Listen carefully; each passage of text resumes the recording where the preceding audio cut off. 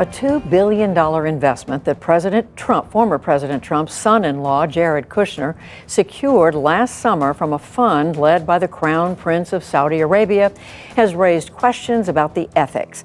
Why has Saudi Arabia, the land of Tawheed, invested billions in Jared Kushner's private equity firm? My friends, it was reported by the New York Times that the Saudi Public Investment Fund, known as the PIF, headed by Crown Prince Mohammed bin Salman, has invested $2 billion in a private equity firm set up a few months ago by Donald Trump's son-in-law, Jared Kushner, who I also call Baby Antichrist.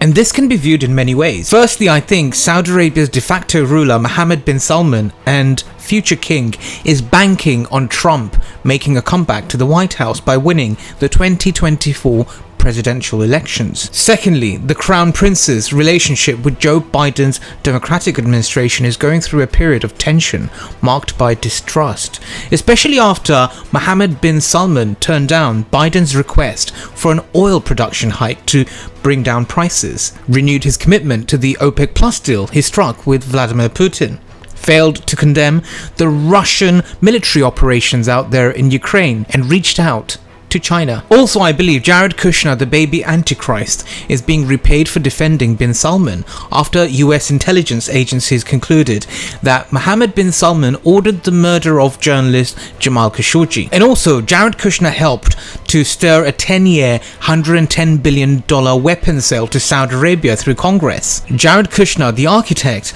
of the deal of the century, a very stupid deal if you ask me. He also brokered the infamous Abraham Accords, where Muslim nations are normalizing ties with Israel. I want to start today by congratulating the people of Israel and the people of the United Arab Emirates. Today is a historic breakthrough and a great day for peace. I also want to congratulate President Trump on this milestone. He worked very hard on this with his team. We worked with Prime Minister Netanyahu and the Crown Prince Mohammed bin Zayed, who really are two visionary leaders who made a big step forward today to really change the region. So Jared Kushner is clearly seeking rewards of his services to his friend bin Salman when he was Trump's chief advisor and gatekeeper. And this, my dear friends, raises a host of political and legal issues about the abuse of his position after leaving office. America is not so democratic, is it? We can't tell the future. We don't know whether Crown Prince Mohammed bin Salman is right to bet on Trump returning to power. That can't be ruled out, given Biden's abysmal record in office. But there's also no guarantee that Trump would pursue the same policies in a new term that he did in the first, especially in the Middle East. America is the Dajjal System. It's a lying system. And unfortunately, Crown Prince Mohammed bin Salman, the Prince of the land of Tawheed, Saudi Arabia, has fallen for this Democrat versus Republican narrative. I think Saudi Arabia is digging a hole. The armed uprising developed in occupied Palestine shows the involvement in the Abraham Accords has become a major embarrassment.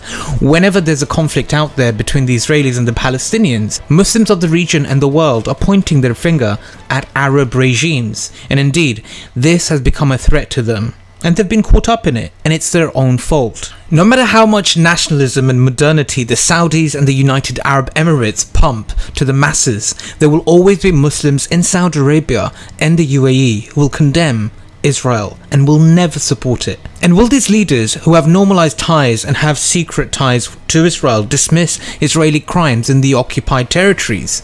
If so, for how long? Nobody can guarantee Trump coming back, and Jared Kushner can't save the bacon of Arab leaders who have secret ties and open ties with Israel. Hamas is moving and has a new weapon and is ready for a military escalation. This has been reported by Jordanian politician Taher al-Masri. He has warned Jordanians to pay close attention.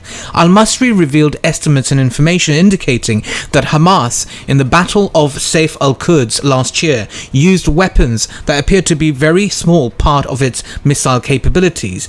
It now has new and advanced weapons that are far more superior and effective in countering Israel.